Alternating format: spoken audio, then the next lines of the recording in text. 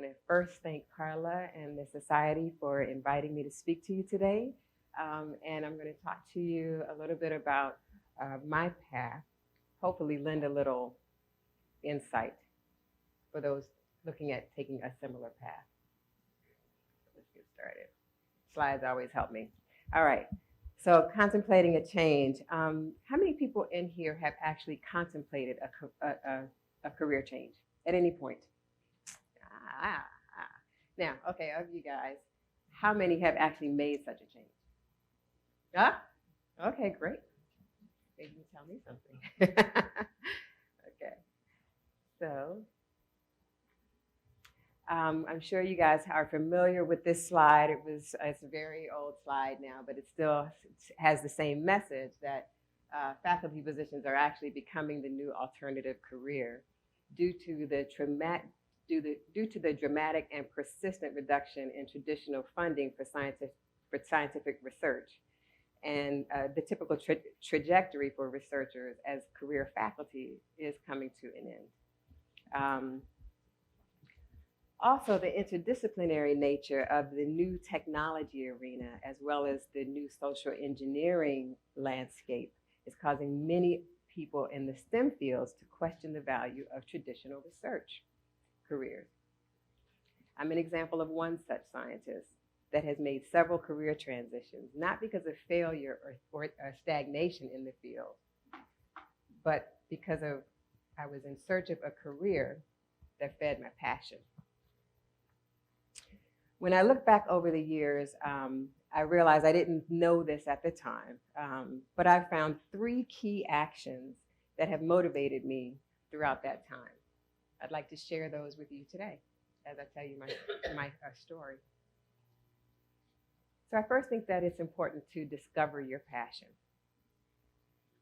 That was not, it became apparent early on, but it wasn't revealed to me until later in life. Sounds a little granola, but once you discover your passion, you need to embody that passion to develop an array of skills, not just the skills that are put before you in order to proceed through your given career, but to actually feed your whole person. Then apply all of those skills to create a career of purpose. So I like this slide. Success is following a pattern. Success is following the pattern of life that one enjoys the most. So this quote by Al Cap, the creator of Little Abner, the cartoon. I know I might be dating myself. I love this slide because this quote, because it seems to sum up all 3 of those ideas and equates it with success. That's great. So when I think back to my early training in middle school and high school, learning first principles, my favorite subjects were algebra, geometry, and physics, right? This is going to look very textbook as I go through my training. It's going to look like a resume of all of you guys, right? I liked algebra, geometry, and physics mostly because of what I'm showing here in this graphic. That geometry explained the algebra that I learned the year before. I thought it was really interesting thinking about when you should learn algebra and geometry. When I saw the graphics, it helped me understand algebra. And then physics gave me an application for it. So I studied physics in college. And I went on and got a master's degree before I realized I don't really know why I'm doing physics. I don't know what I want to apply it to. I just like graphics. Then went on to a research assistant at Howard University and then did my PhD in bioengineering. Again, very much a resume that could be with anyone in this room. But when I really look back at applying these first principles and embodying these first principles, one of the other things that I did in middle and high school was I was in orchestra. I was second chair clarinet, aspiring to be first chair. But what I loved about that was that I used to love getting in tune. If anyone has ever been in orchestra or in a band, everyone gets there and there's this beginning where you have to be in tune, and everyone's out of tune initially. and there's this cacophony, right? There's this, and you hear the beats, you hear the frequencies all clashing, everyone's out of resonance. And then everyone, as you adjust your instrument and your armature, you become in resonance. So you have to adjust both the tool and the body to become in resonance. I mean, to become in tune, sorry. And you hear this, it's beautiful. It's actually very beautiful. And then everyone is smooth. Then you know you're in tune. So I was embodying what I was learning in physics. Physics also helped me understand why the sky is blue, how radios worked, and I decided I was going to go into designing sound systems. That was going to be my career. This was in the Bose era. So I was going to be a Bose scientist, Bose engineer. In both, as I did my undergraduate and my master's, I also began to develop my skills for service and for understanding that, I began to understand this whole diversity idea in science and the lack of diversity without even trying, right? I mean, come on, I'm an underrepresented woman in physics, so it was pretty obvious that there was a dearth.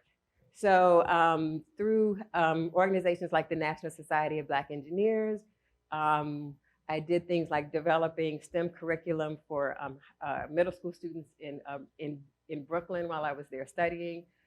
New York has this, at least at the time, it may still go on, they have the very illustrative science high schools. So the middle school students have to test in. And the kids that were at the top of their public schools, middle schools, were not getting into the science high schools. So we just went in and developed a nice curriculum for them on Saturday mornings.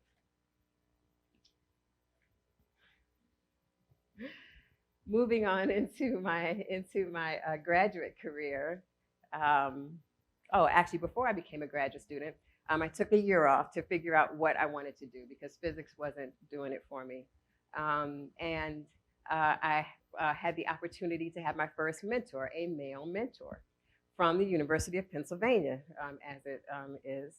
And Dr. Ernie Carter, he was a young pediatrician who had just finished his PhD in this area called bioengineering. And it was very interesting to me. I was like, wow, okay, so you can apply engineering to biology. Again, I'm dating myself a little bit because it was a very new career at the time. So it was my introduction into multidisciplinary research. Then I took a trip out west, and that actually came at the advice of Dr. Carter. He not only allowed me time to do things like study for the GRE, but he encouraged me to look for the graduate program that was going to help me get to where I wanted to go, as opposed to being so worried about whether they would accept me. So it's a different mindset, and I really appreciate him for giving me that mindset. There I studied intracellular calcium signaling in capillaries, right? And here I show a very old scanned-in picture, because there were no PDFs at that time, of one of the figures from my dissertation showing a capillary on the upper left. I think I have a pointer. And then we infused ATP, and we watched the calcium increase occur in the endothelial cells, and noticed that there was cell-cell communication throughout the vessel that ended over time, and no one really knew that at the time, or understood why that happened. So the understanding inflammation, the basics of inflammation in Dr. Roy Curry's lab was an excellent training. The engineering part of my thesis was that I compared both confocal and wide field microscopy. I guess confocal microscopy is like old news now, but at that time it was a very new thing.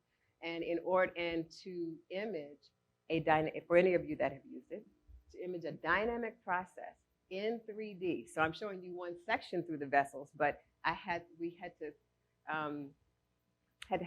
build a stage that would move up and down so that I could get the top and the bottom of the vessel in order to image that dynamic process over time. It was very interesting work, and I really loved it. It brought the color in, it brought visualization, and here I was honing in on what some of the themes of my passion. But I can't talk about my graduate career without talking about the UC Davis, which is where I did my work, the UC Davis Gardens.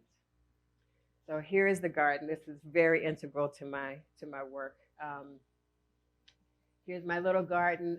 They gave you all the tools to put together a garden. Here's my garden at the beginning of the season. Here it is nice at the end, my beautiful chart. And I'm smiling because this was really a place of respite for me. This is where I would go at the end of the day, and after I would set my algorithm going to analyze all of those images that I just talked to you about. This was in the days of the IBM 386s, so it's all day.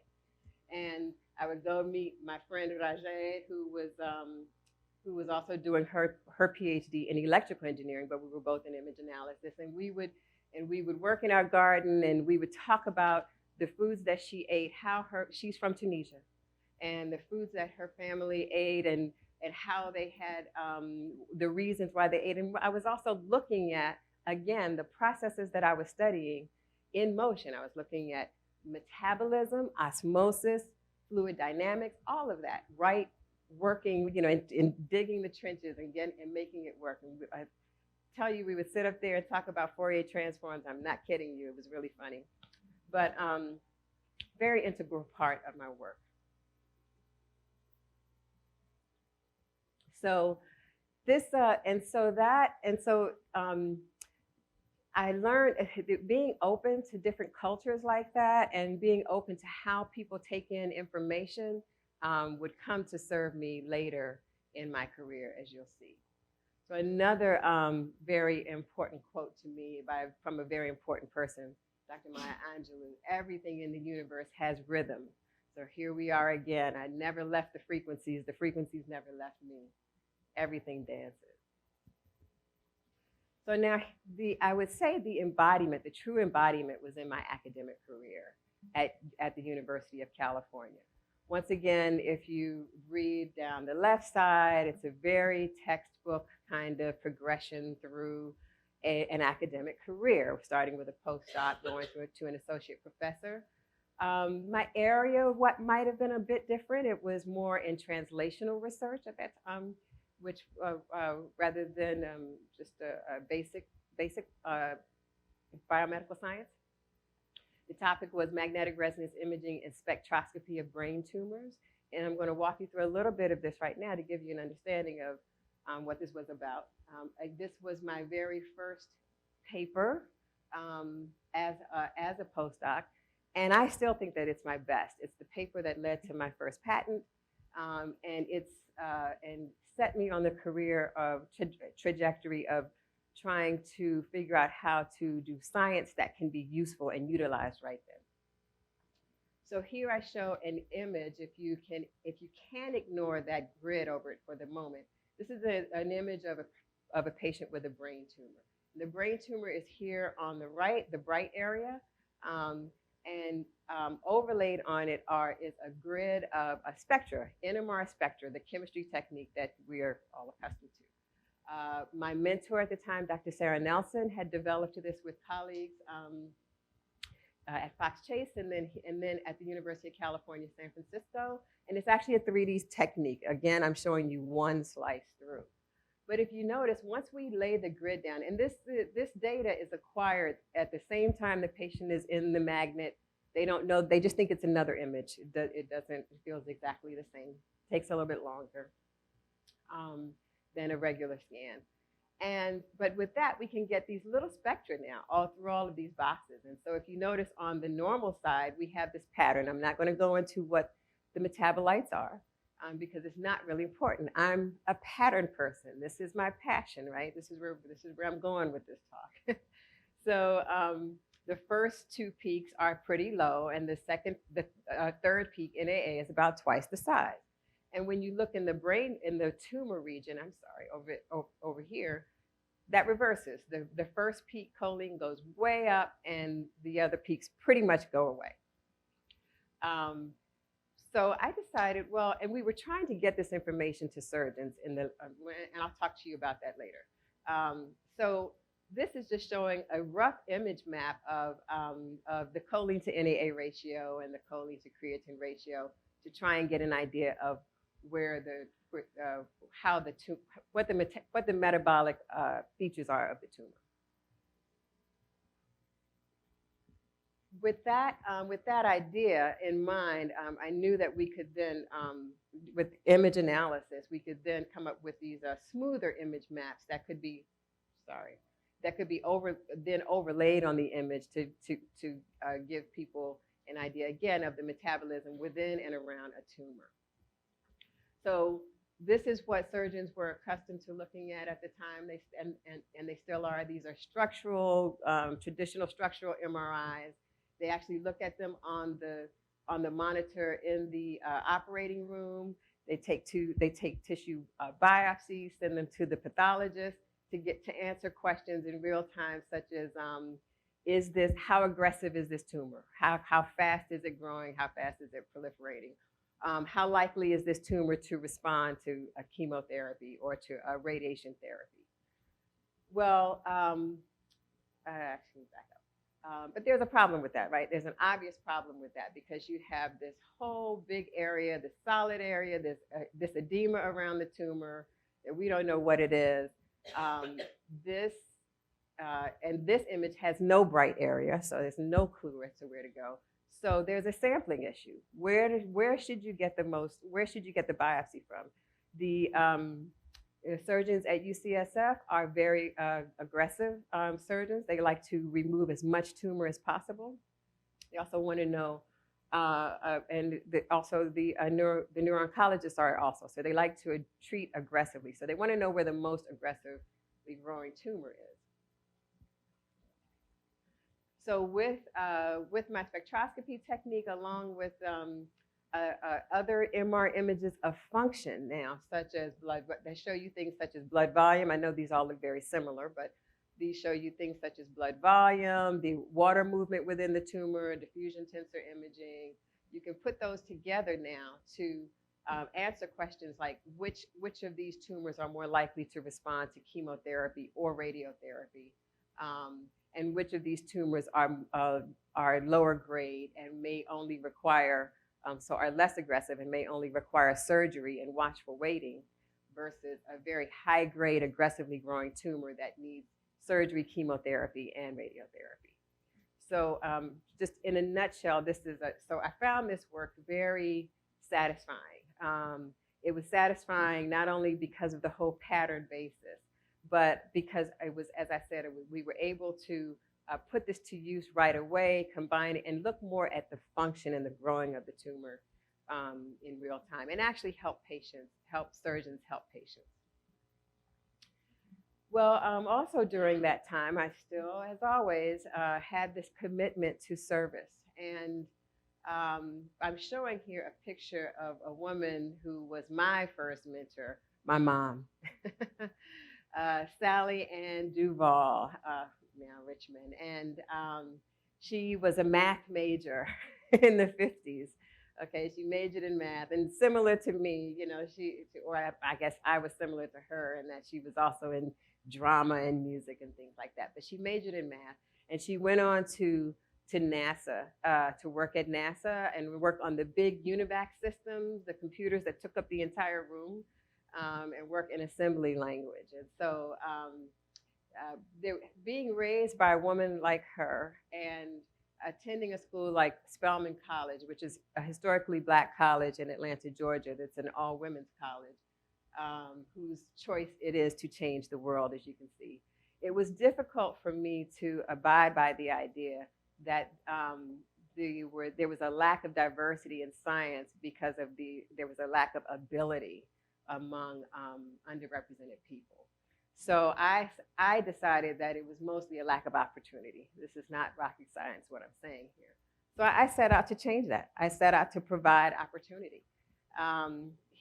Here I'm showing so a few of the things that I did.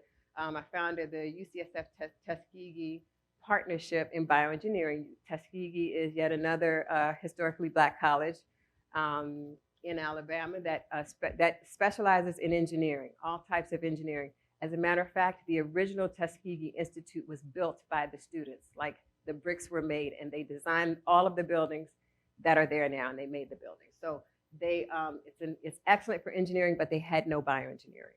So I partnered with my former Spelman sister, now current faculty at Tuskegee, and we put together a program for bringing engineering students into UCSF over the summer and training them and exposing them to bioengineering. Here, this is a picture with our still current president, Janet Napolitano, who's about to leave, and two of our trainees. Betty is actually a mentor, and this is actually one of our trainees. Also founded the Junior Radiology, the Junior Investigator Forum when I first started at UCSF, and I chartered a public school in an underserved neighborhood in West Oakland.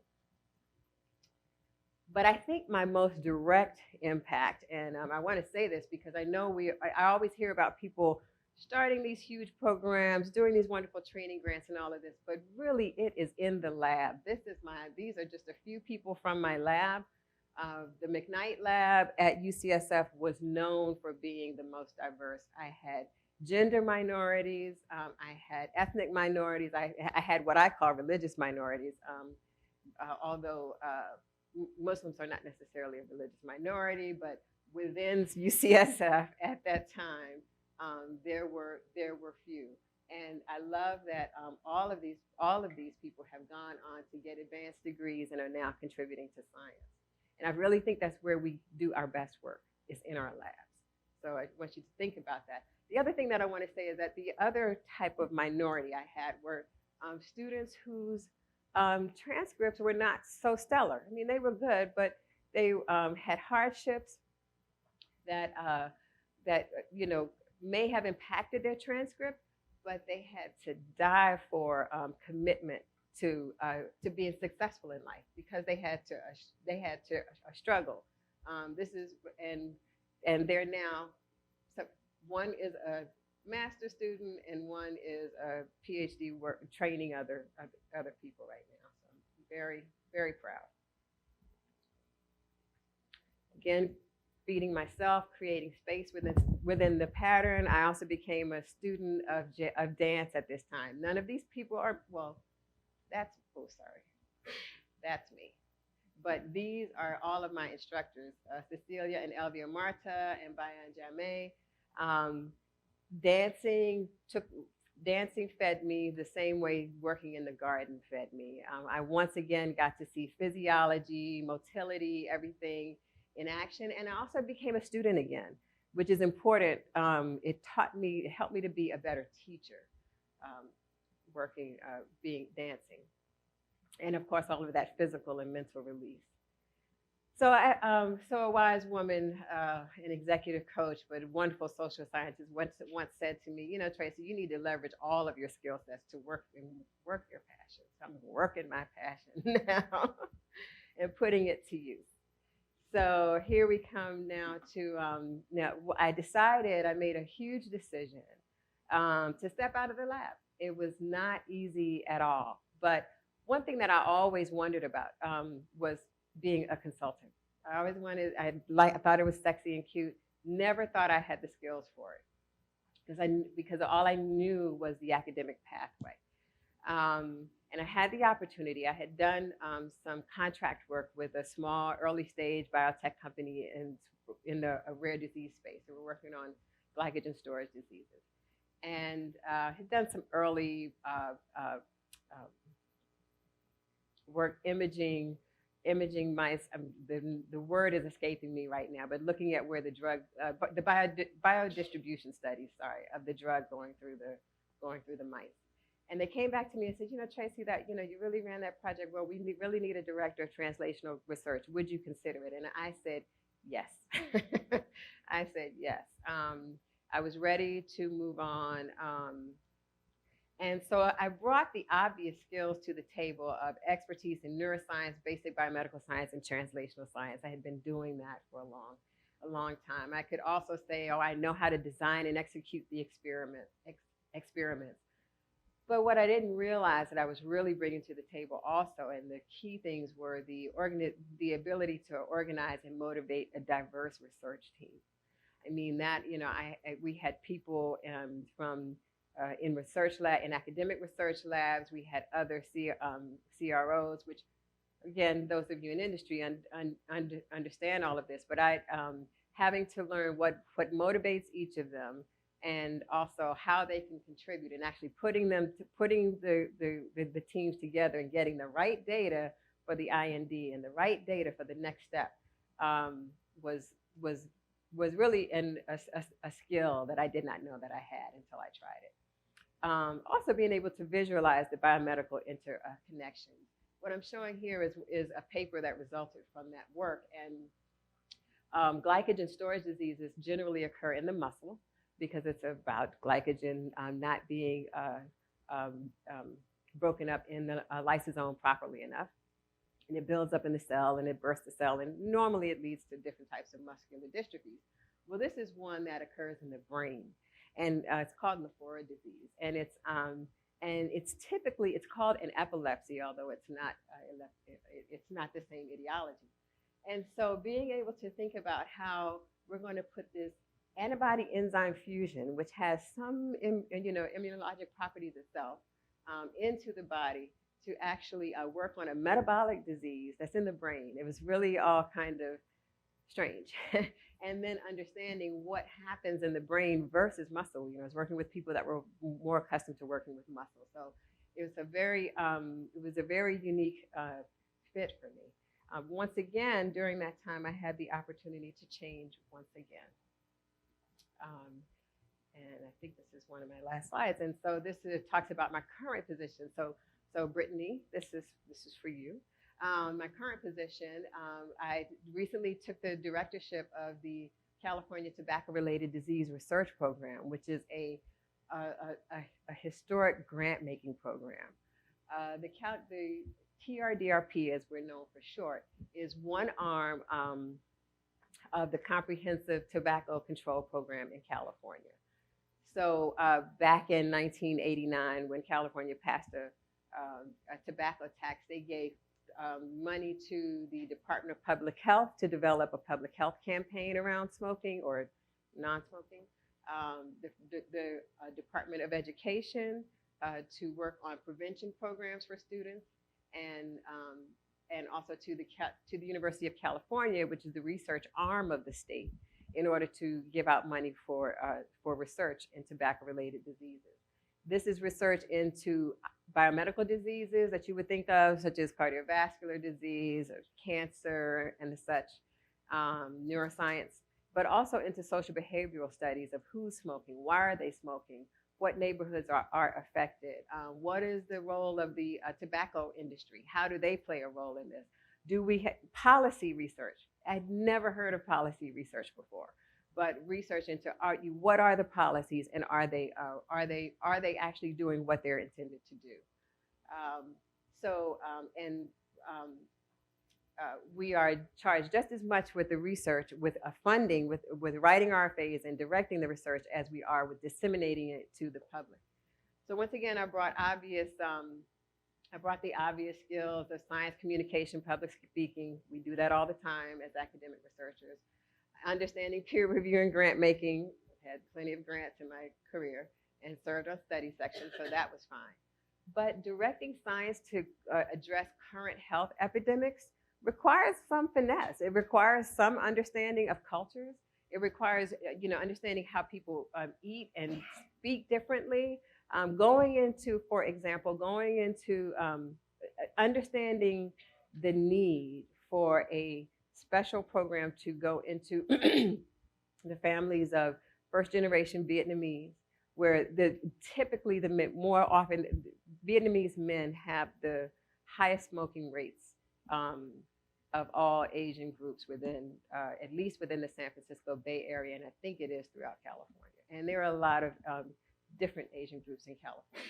And understanding how to go in and speak to those families in a way that the fathers, the patriarchs, will actually pay attention and understand what it means to try and quit. Takes a certain finesse to know the importance of that work. It really took me back to my friend Rajay talking about the men in her community that smoked hookah, and how difficult it was to get them to stop. Also translating the health effects of lifestyle choices to not only the public, but to policymakers. That I'm still learning, but it's important to know what's going on in Sacramento, or I guess here, Harrisburg, and everything, and Washington, D.C. So this is just a pet project of mine. Dr. Prue Talbot at the University of Riverside, and these are two of her students. Dr. Monique Williams, we have funded Prue for a long time. She does stem cell research as well as work into exposure. And Monique, we funded as her dissertation research, which was looking at the harmful metals found in vapors of the tank-style electronic cigarettes. And although this is a recent article because of the current vaping epidemic, Monique did this work in 2014 and published it. So just so you know. So there are harmful particles. You don't need nicotine. You don't need anything else. There are particles themselves in these devices that are coming off and disrupting people's lungs. So summing up this work, my way of becoming a pattern master and embracing my patterns, which I figured out was my passion, was to discover your passion. And sometimes you really need to just stop and think about it. This came from my actually going back, as I did for this talk, and kind of going back to, hey, what made me happy as a child? Why did I go into science in the first place? That's how I discovered my passion. And then embodying it, bring it throughout your life. Bring it throughout your life, and actually apply it. Apply all of them in order, if you would like to have a career that is purposeful for you and not just a career that you go to every day. One of my last favorite quote here, greatness can be captured in one word: lifestyle. Life is God's gift to you, and style is what you make of it. This is Dr. Mae Jemison, who you all know as an astronaut. But did you know that she was a professional dancer before then? Just wanted to say, and I feel like this picture shows her. It looks like she's dancing in her thing. All right, thank you.